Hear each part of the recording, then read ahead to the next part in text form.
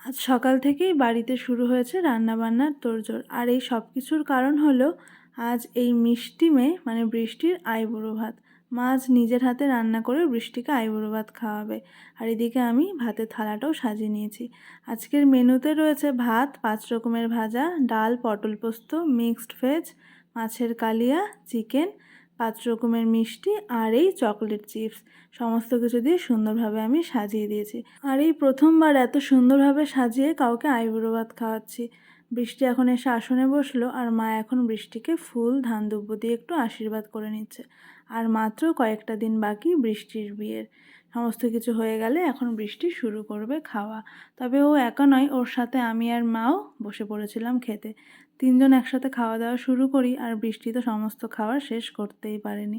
যাই হোক, আজকের ভিডিওটা এখানেই শেষ করছি। কেমন লাগলো আজকের এই আইবুড়ো ভাতের ব্লগটা অবশ্যই জানিও।